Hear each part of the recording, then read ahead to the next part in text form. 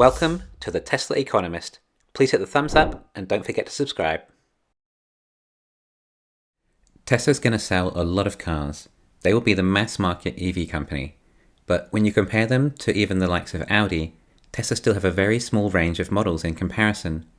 Given how many more cars they plan on selling than Audi, we can assume that over time, Tesla will be adding more models, particularly as we are hearing so much about how Tesla are looking at hiring more designers. We've heard Tesla will be launching a van, but what about other types of vehicles? What about an affordable coupe? That would be really cool. Ferrari performance sports car at the price of a BMW. We could see a station wagon. A compact SUV was mentioned with a potential Toyota partnership. There could eventually even be Tesla buses coming out too. But Tesla will be mainstream and will thus leave some niches untapped for competitors to fit in. Although Elon says that eventually all cars will have FSD, and there will be other competition in the market, we don't really see any signs of this coming true, at least anytime soon. There's no other mass market EV competitor. But there may be some niches that the competition may have a chance of competing in. For example, I think the luxury car market has a chance, except one issue: they don't have FSD. Although they will likely have level 3 autonomy, which is still not too bad, but I can't see them achieving level 4 autonomy anytime soon. It simply takes too long to map out a city for LiDAR, let alone a level 5 autonomy. And seriously, what's more luxurious in a car than not having to drive it, even if the seats do cool themselves? Oh wait, Model S and X do that too. But if you are rich, then you want to be individualistic and stand out from the crowds and make people realise you're such a big shot, so it's possible there will be somewhat of a market for the high end. They can cover the costs of the battery supply with the crazy prices they charge. I mean, imagine Rolls-Royce charging $500,000 for an EV. Even with a 200 kilowatt-hour battery pack, the batteries are still going to come in under 10% of the cost of the car. And if you have a big enough pack, then you will get a reasonable range and performance, although it's still going to be less range and performance than a Model S Plaid. But a quiet ride is part of being a luxurious car. Some cars even have double glazing to keep the noise down. Therefore, an engine that makes no noise would be on brand for a luxurious car. EVs have instantaneous power when you need it, no need to change down a gear, along with all the added extra safety an EV offers. A Tesla is currently safer than a Rolls-Royce, despite the Rolls-Royce costing more than 10 times as much. They really need to step up their game. How are they so far behind?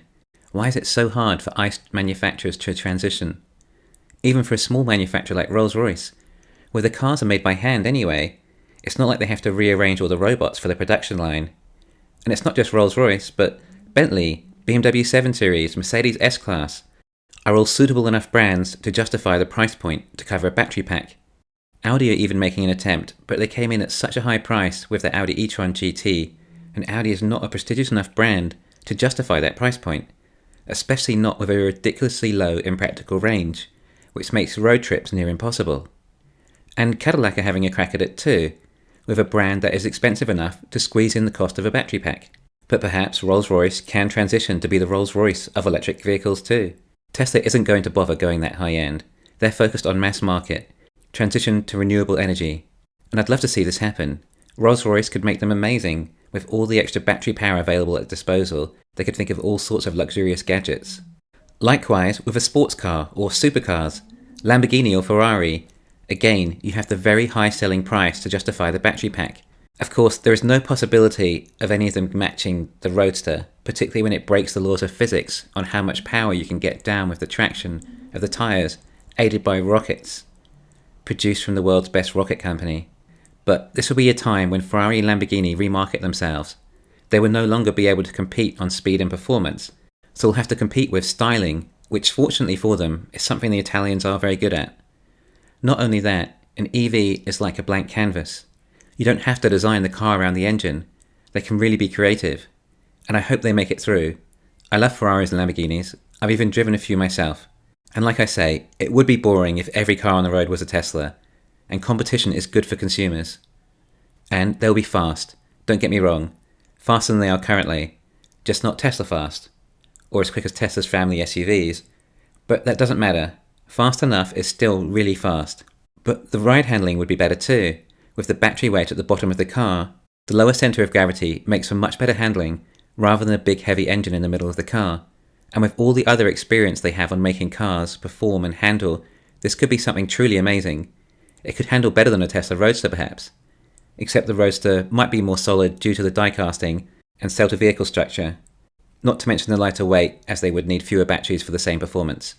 But are supercars the same without a loud V12 engine? People aren't going to turn their heads and look at you and know you've spent so much on a car and how successful you are if they can't hear you coming. Perhaps they'll somehow enhance the electrical noise and make that loud. In fact, that probably is what I would do if I was them. Find some way of making the electrical motor extra loud. They might even decide to use some sort of external speaker, because like I said, it's all going to come down to marketing, as they won't be able to beat Tesla on performance, range, features, and certainly not value for money. However, the lack of FSD might not be such a big factor when it comes to a supercar. You buy these cars usually to drive and experience. It would almost be strange having it drive itself. You want to put your foot down and grip onto the steering wheel while you feel the G's. You want to try and lose a bit of traction as you swing it around the corner and then correct it again, or at least let the traction control correct it for you, so you can feel like a professional drifting racing car driver and hear the tyres screech. And you may even want to take it onto the track too. Of course, it would always get beaten by a Tesla still. But then these manufacturers might have to increase their prices even more, as they'll lose the profits from selling a new clutch for $10,000 after every 10,000 miles or so the cars are driven. Unfortunately for them, a lot of their technology comes from the R&D in their F1 cars that they can then use in their sports cars. If their cars are now electric, then a lot of that competitive advantage is wiped out, at least when it comes to the engine. They don't have the engineers to work on improving electric motors. Sure, they have the experience for other aspects though, such as aerodynamics and suspension. But their brands are about racing, being fast and stylish, along with being a car you can really enjoy driving. Aside from the noise, an EV is a good transition for high-end sports car brands. It doesn't just have to be Lamborghini, McLaren, Ferrari, Aston Martin or Bugatti, but other sports car models too, like GM's Chevrolet Corvette. Also, I have absolutely no idea why Porsche have not bothered doing an electric 911. Perhaps the way the engine is set up is the magic of a 911, with it being in the middle of the car. It means the weight distribution makes for better handling, and then the enormous battery pack that Porsche would require to get a decent performance out of it would ruin its handling perhaps. Or simply the car isn't big enough to fit the battery pack in is the other possible reason.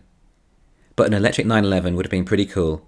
But I mean, before the Taycan, the Macan was the biggest selling Porsche, much more than the Panamera, the four-door ICE sedan Porsche have. So why would they not go for an electric SUV? I would say a lot of the Audi e-tron GT technology is also based on the Taycan too. But none of these are really competing with Tesla. They're just cannibalizing their own products, enough to make it through to the next round in various niches. But this is a transition from ICE to EV, and it'll be interesting to see what brands can make it to the next round. Thanks for listening, please hit the thumbs up, and don't forget to subscribe.